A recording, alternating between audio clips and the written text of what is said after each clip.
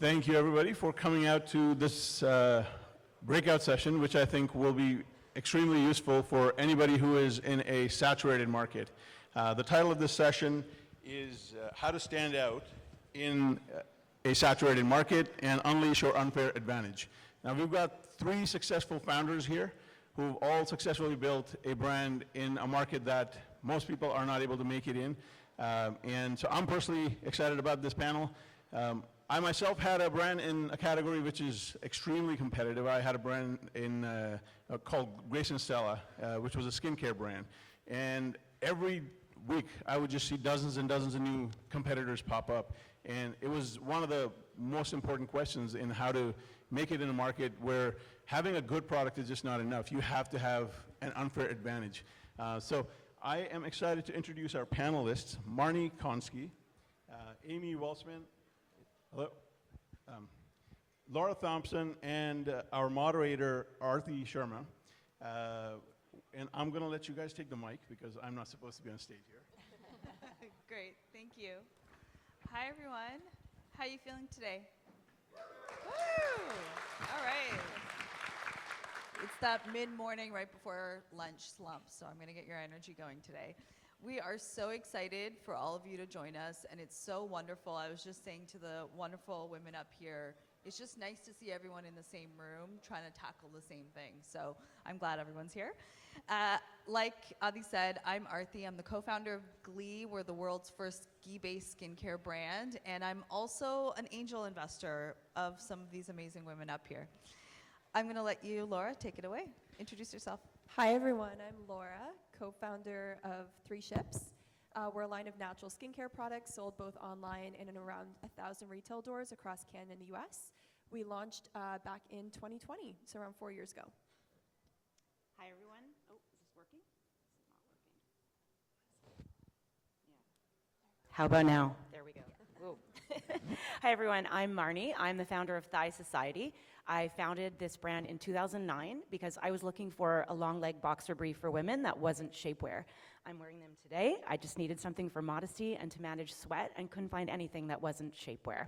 And my team is fully remote, but we are proudly Canadian. I am Amy, and I'm the founder of Paume. We make luxurious, specially formulated skincare for your hands. And I launched in 2021, and I'm still here. I love that. Okay, so to be honest, I'm not a fan of the word saturated because I believe there's an audience for everything and there's a customer for almost everything out there. It's one of the things that keeps me going as a D2C investor.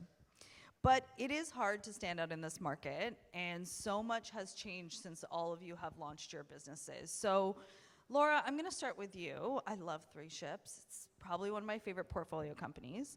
What's one strategy that you keep coming back to differentiate 3 Ships, especially in this wild world of skincare? Yes, it is a wild world that skincare is. So for us, a strategy that we keep coming back to is sampling. This is something that we've learned is critical within the beauty space. Getting product into our consumers' hands is critical. Once they smell, touch, and feel, and see the results that 3 Ships products provide, it really does make a difference for them. A big unlock for us was realizing how high our repeat purchase rates were. So we were north of 40% repeat purchase rates. After seeing that, we're like, okay, there's great product market fit here. The product is really sticky once people try it out for the first time. So let's get more people to drive trial. So that's one of our main acquisition channels, is running samples online. And then we also do a ton of sampling within our retail doors as well. That's great. Okay, Marnie, what's that one strategy for Thigh Society? So Thigh Society is strictly D2C, unlike these ladies up here who have I have so much respect for wholesale. But we are strictly D2C, and our strategy for growth has been meta ads. And within meta ads, it's really been focusing on problem and solution. So we started the business focusing on just on chafe, which is why I originally started to why I wanted some underwear that would prevent chafing. But over the last 15 years, we've been hearing from customers about all of the reasons they love our shorties for sweat prevention, for perimenopause, hot flashes, butt sweat, crotch sweat. There's no such thing as TMI at Thigh Society.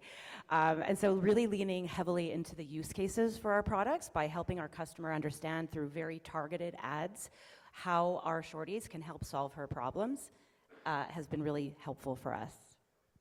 That's great. So customer-centric. I love that. Very much so. It got very stagey in here. Yeah, I was like, so dark. Just in time for you, Amy. So I've seen you and Paume grow so much over the years, entering hand care from like the sanitizer-only days. What strategy do you go back to? Because you are in that hand care space. So I think our superpower, I would say, as a brand is that we are a niche product. We've picked a specific body part to focus on, which I think is what makes us stand out in a crowded market. I don't want to say saturated, but a crowded market. And similarly to Marnie, I mean, Facebook ads have been a big driver of our growth, but more specifically, we have really focused on a niche customer in our early stage. We're still a very young company, and I really believe that out of the gate, you really want to hone in on who that customer is, that really specific person that's going to become that ambassador for you as you grow and expand and market to other people. So for us, that was new moms. We launched hand sanitizer in a pandemic, and it's still extremely challenging to get it into the hands of the masses. So we went really hyper-focused on our targeting, and that's what helped us really scale and grow out of the gate. And then, of course, as we expand into hand care and more skin care for your hands, that broadens our audience. But doing it one step at a time and establishing that niche customer out of the gate is essential. If you haven't tried the Paume hand sanitizer, you have to. It's actually moisturizing compared to everything else on the market. Okay, so standing out in a saturated market, we know you need to have a presence online. Internet trends, keeping up with social media, influencer budgets, which are wild these days, and overall, kind of the vibe of your production keeps changing. Like, sometimes you're supposed to be lo-fi, sometimes you're supposed to be really just like natural and chill on TikTok. I'm, to be honest, maybe I'm aged out, I'm confused. So what's one piece of advice you'd give to other founders, especially people in the room who are starting out, on how to place the right bet when it comes to creating content online? Marnie, you're up first because you said you have to do meta ads. Yes, you do have to do meta ads. I like to say, and I wrote this down because I always forget it, but content is the tool and the vehicle is paid ads. So what I would say is find a way to create content cheaply and test and iterate. So the best way to find out what's working is to put it out there in the world and see who's clicking and viewing your site. So the only way to do that is to have a constant stream of content to test, and that's what we've been doing at Thigh Society. That's been our strategy. You can bring this in-house. We don't. We use some platforms that help us identify influencers and creators.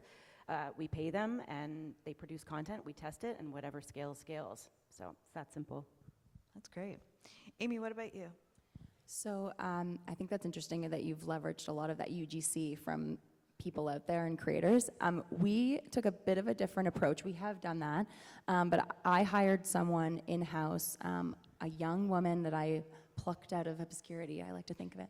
But no, she was an OCAD grad and really not sure what she wanted to do next, but had so much talent, videography, so many skills, videography, graphic design. She was a great photographer. She's also a potter. She's like this amazing angel. Anyway, I hired her, and she has become like the creative force, the creative lead of our brand. And like having someone on salary, not having to outsource, is hugely powerful. But finding the right person is obviously important.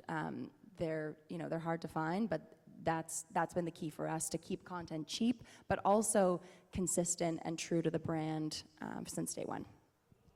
What about for 3 Ships? Because I know you haven't done too much influencer, but how do you stay relevant online? Yeah, we don't really do much influencer. I don't really personally like influencer marketing. I don't believe in it, and I also feel that it's disingenuous to our brand values of integrity and authenticity. But I would say +1 to something that both of you mentioned, which is scalability of rapid iteration, rapid production. And I do agree with Amy that bringing those core functions in-house and leveraging the ability for internal team members to tell your story is huge. It'll be a lot faster for you to jump on trends is what we found by having somebody in-house that can create that content for you. And another thing that I'm constantly reminding the team about, especially within beauty where newness is so huge, but also such a distraction. There's this pressure to do so many product launches and support new launches within beauty with these massive campaigns, and it can be really distracting from your base business and telling your core story. So I'm constantly reminding the team, like, repetition is key. Like, it might seem boring and repetitive to us to keep saying the story of the brand and our brand ethos and our hero products over and over again in different ways, but that's really what it takes for your message and your brand to stay sticky in the minds of consumers, and for them to, the next time that they're like, oh, I'm out of my cleanser, what do I want to try next, to remember you, is just repetition of your values. How are you balancing the, I'm going off script. Is that okay? Okay. How are you balancing the new product launch versus like evergreen content? It's really, really hard. And I especially find that as your budgets get larger and the complexity of your launches gets more complicated by bringing in more channels, like once you add in retailers, like they require a certain amount of notice, and that you need to put your products into their warehouse in like 6 weeks before it actually launches. You have to coordinate the on-shelf dates. It gets really hard. I think paring it down and not feeling this pressure to launch so many products in a year, we have learned that the limit for our team really is like 3 launches a year is what we're able to support. Yeah, so that's where our cap kind of is. And then along with like holiday newness or like tier three launches, I would also recommend tiering your launches. So set the priority for your team of like, this is our flagpole like launch or our cornerstone launch of the year. This is where we want the consumer's attention to really go towards. And then it takes the pressure off of some of those smaller launches that you might need to round out the routine, or in other spaces like round out your offerings for other types of consumers. So set those targets according to what tier your launches are. Yeah, I love that. As a new brand, that makes me feel a lot better about only prioritizing 3 launches, because it feels like every brand is launching something new like every week. So that's great. Okay, so clearly all of you have stuck around and are standing out in your market. How did you scale and grow from the early days? To put it more clearly, I get this question all the time as an investor, which is, should I hire? How should I hire? Who am I hiring? Who's my first employee, second employee, third employee? So talk to me a little bit about how did you approach that? And Laura, I'm gonna go to you first.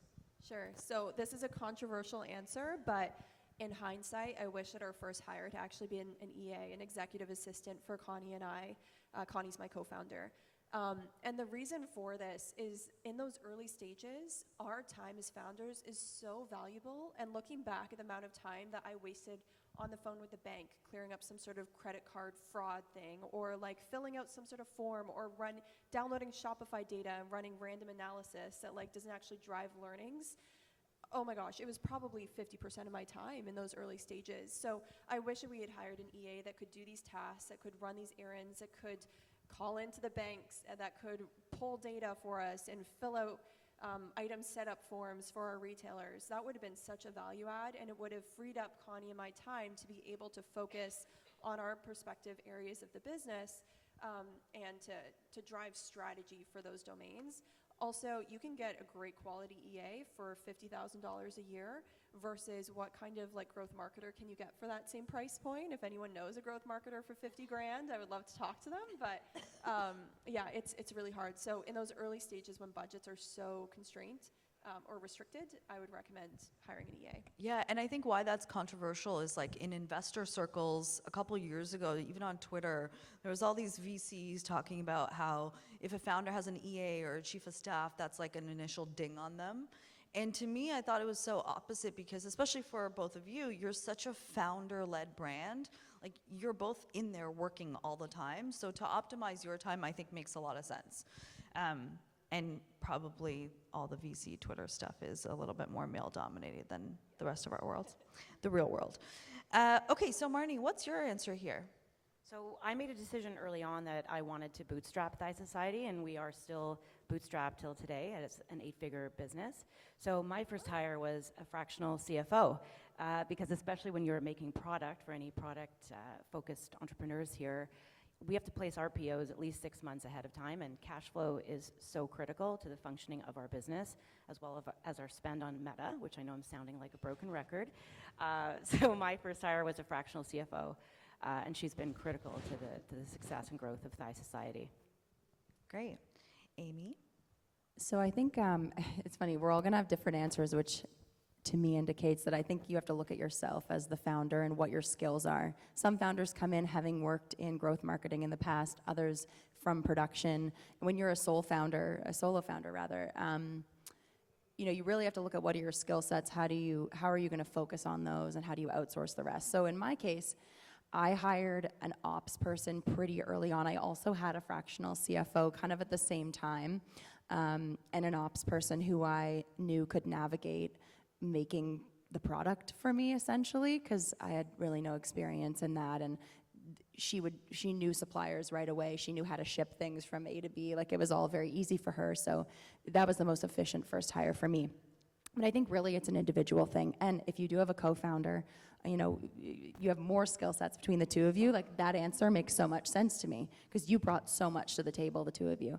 And then I think when you're on your own, it's about figuring out what skill sets you need to focus on and what can you outsource.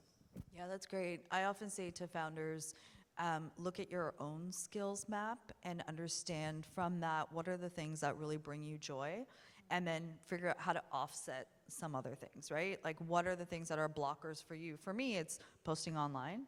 And so for me, our first employee at Ghlee was a social media manager, because I'm like, both of us are perfectionists. So we need someone to take that away from us as immediately as possible.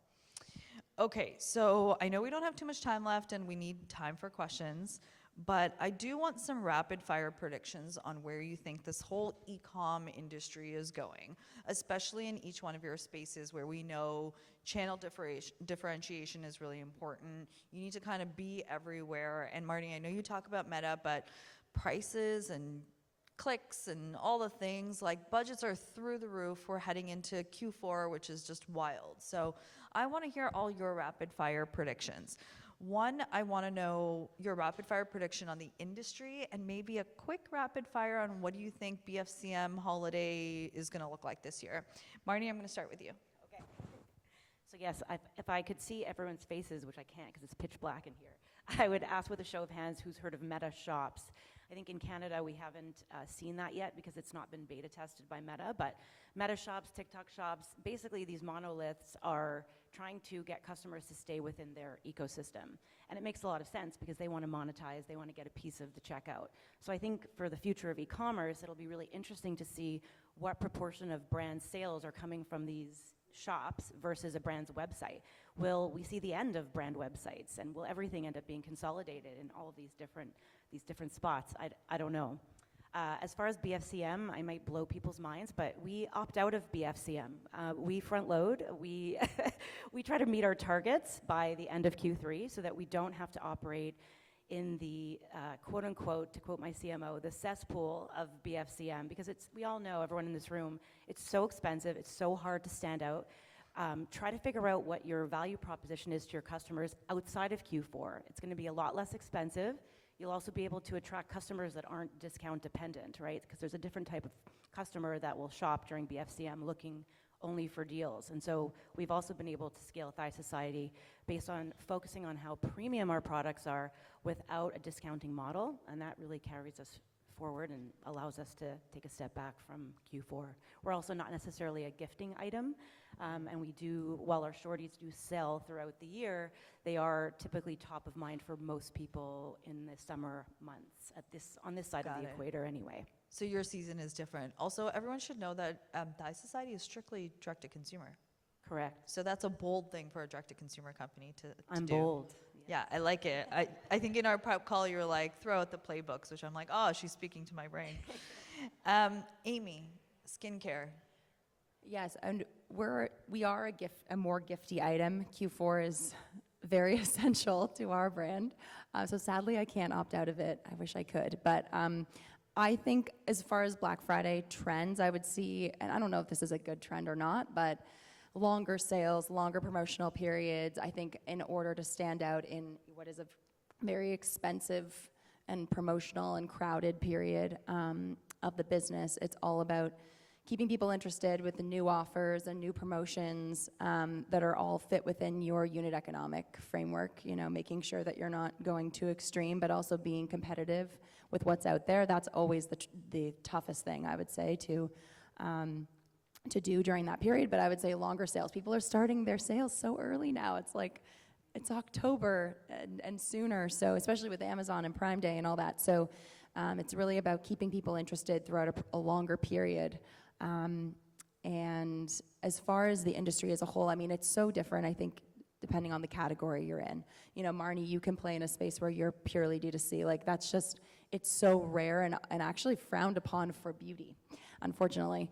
You know, investors especially really want to see skincare, personal care brands in doing an omni-channel approach, which I think for us is very important. It kind of de-risks, especially in the time where Meta is so expensive, to be able to have other channels of growth and income.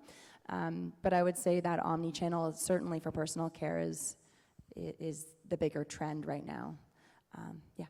Yeah, and I think being outside of e-com has helped differentiate Paume as well, right? Absolutely. Yeah. Yeah. Okay, Laura.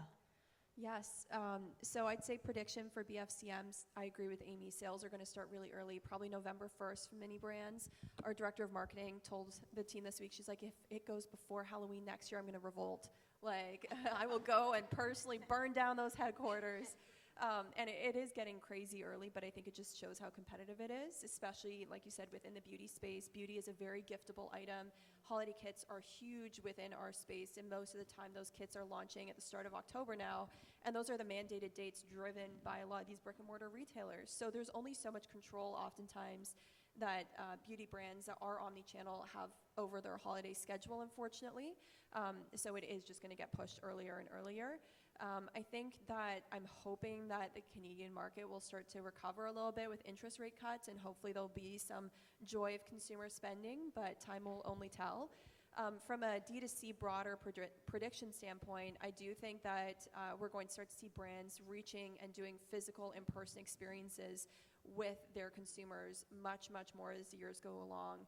Especially for a Gen Z audience, there's been a lot of research that shows that that's how they like to shop and engage. They want experiences from the brands they support. They want to connect with people in real life. So I think there's going to be a lot of in-person activations. There's going to be more out-of-home marketing that's going to be done, especially as Meta gets so expensive and influencer now is just ludicrous. So I think that there's going to be a lot of that. And then final prediction would be that there's going to be an increased number of cross-collaborations across brands. We're already seeing that, yeah. 100%. Like, it's already starting. I think it's going to become a critical playbook.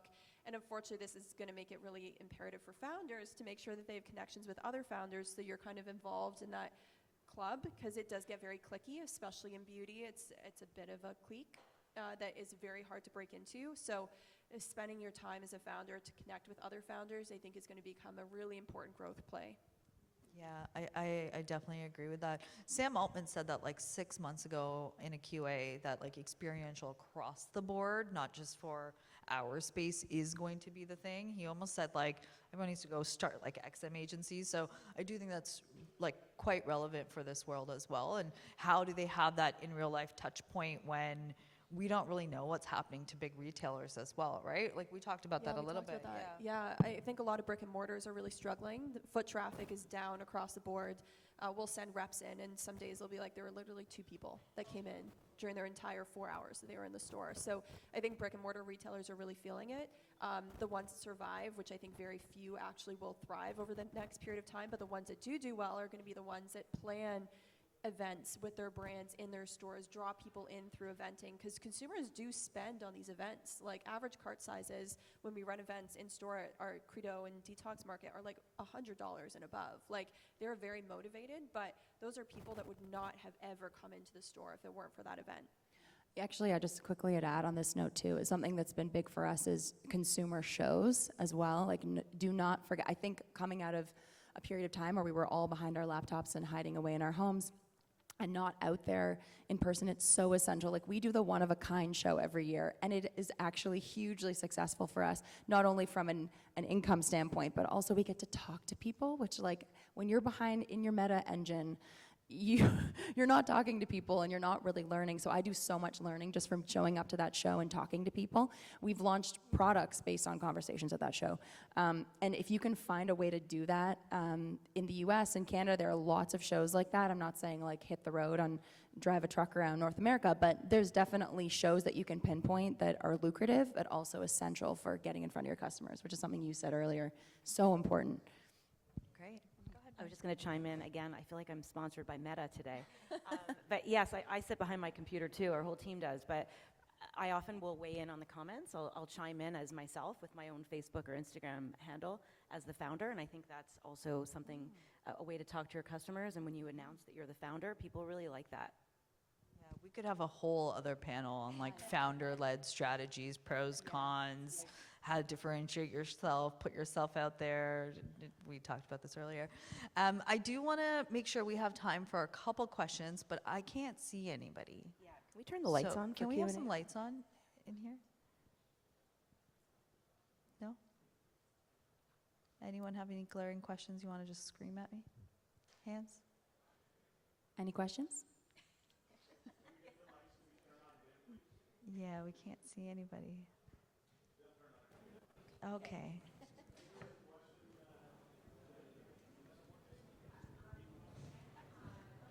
There we go. Oh, so much better.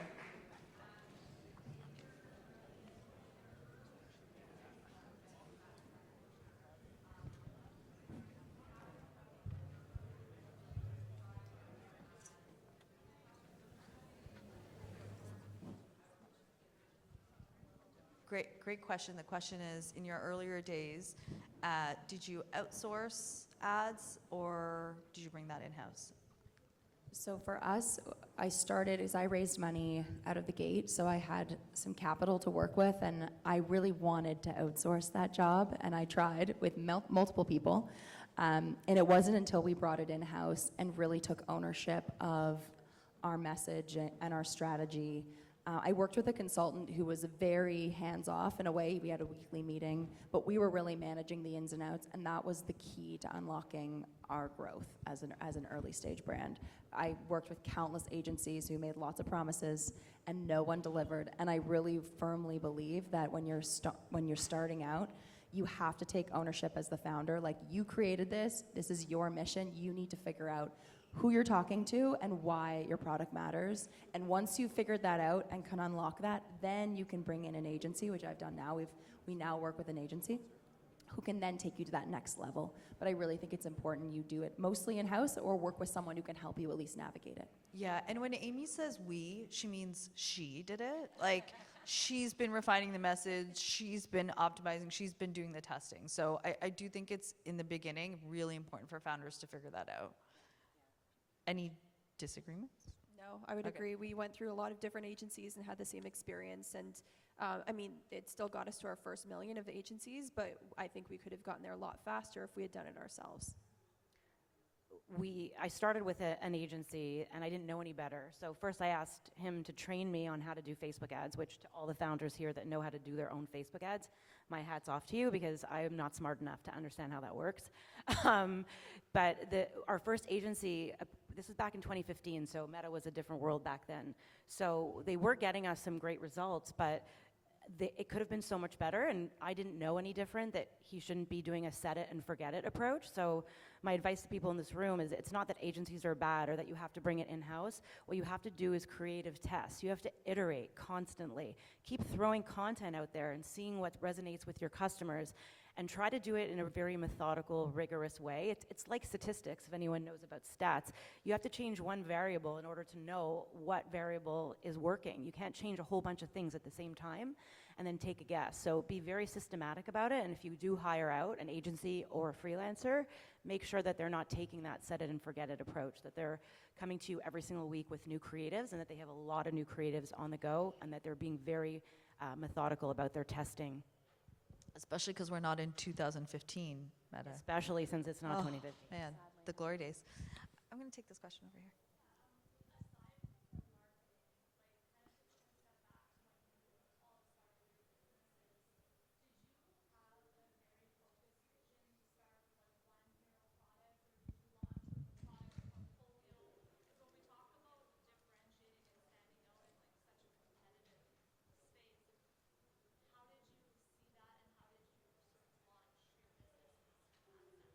Yeah.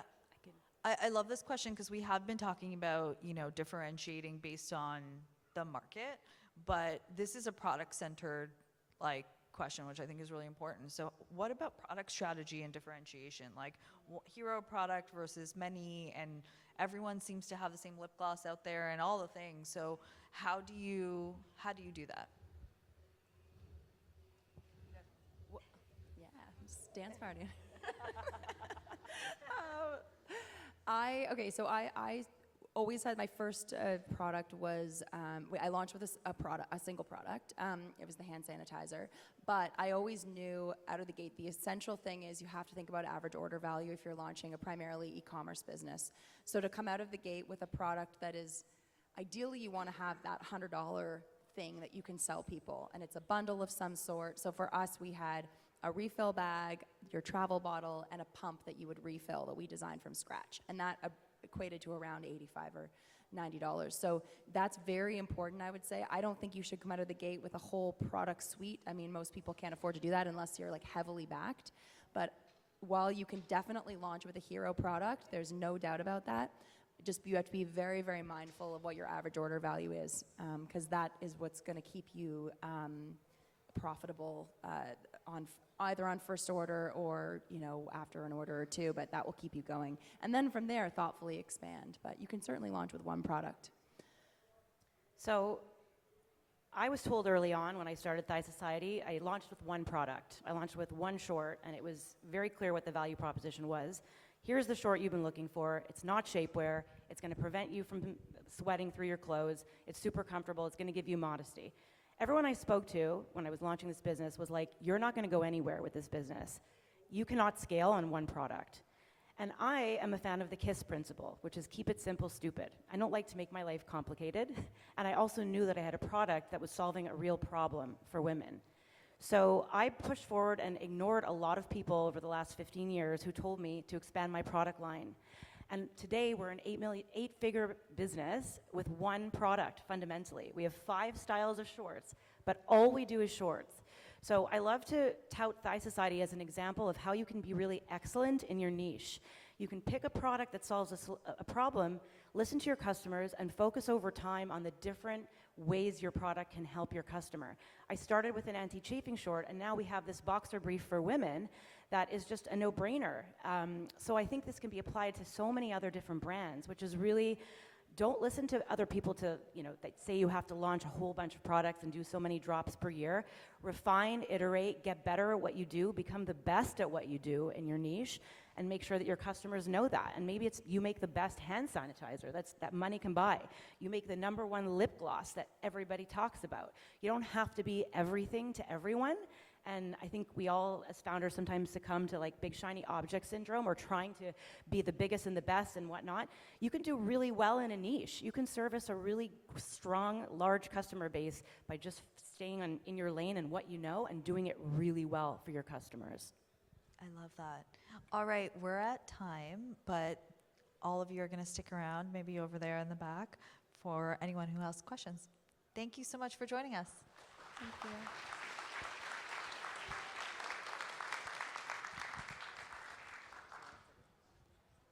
Thank you so much. All right, everybody, one more time, give it up for our amazing panel.